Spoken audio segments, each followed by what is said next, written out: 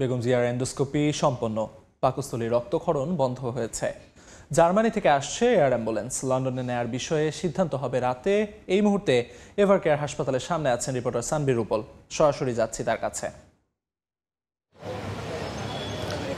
এখনো পর্যন্ত বেগম জিয়ার শারীরিক অবস্থার উন্নতির কোনো সুখবর নেই আমার কাছে। তবে গতকালকে অস্ত্রোপচার করে পাকিস্তানের রক্তক্ষরণ বন্ধ করার বিষয়ে আমরা জানতে পেরেছি এবং এয়ার অ্যাম্বুলেন্স যেটি আসার কথা ছিল সেই এয়ার অ্যাম্বুলেন্সটি কিছুটা ডিলে হতে পারে। অর্থাৎ জার্মান থেকে যে এয়ার অ্যাম্বুলেন্সটি আসার কথা সেই এয়ার অ্যাম্বুলেন্সটি 7 তারিখে অর্থাৎ আজকে বিকাল নাগাদ এবং কালকে যে তাকে নেওয়ার কথা ছিল সেটি আরও 2-1 দিন বিলম্ব হতে পারে। তবে সব কিছুই আজকে মেডিকেল বোর্ড তারা আবারও বসবে এবং রাতে মেডিকেল বোর্ড বসে তারা সিদ্ধান্ত নেবে যে এই মুহূর্তে তার শারীরিক অবস্থার কী অবস্থা এবং তারকে বিদেশে নেওয়ার মতো পরিস্থিতি তৈরি হয়েছে কিনা।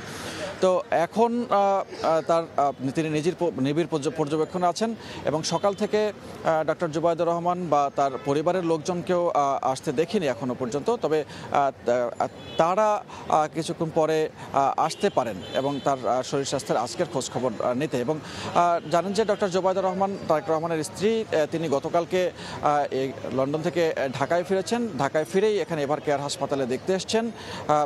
মাঝখানে ধানমন্ডিতে তিনি ছিলেন তার বাবার বাড়িতে এবং রাতে আবারও সন্ধ্যার পরে রাত 8টার দিকে এসে প্রায় 11:30 পর্যন্ত তিনি হাসপাতালে অবস্থান করেছেন এবং সেখানে শাশুড়ির বিভিন্ন তত্ত্বাবধান করেছেন এবং তিনি মেডিকেল বোর্ডেরও একজন সদস্য এবং ডক্টর শাহাবুদ্দিন তালুকদারের যে নেতৃত্বে যে মেডিকেল বোর্ড সেই মেডিকেল বোর্ডের তিনিও একজন সদস্য এবং যার ফলে তিনিও এর সাথে ওতপ্রোতভাবে জড়িত ছিলেন এবং লন্ডনে যখন ছিলেন তখনও তিনি ভিডিও কনফারেন্সের মাধ্যমে সার্বক্ষণিক খোঁজখবর নিয়েছেন।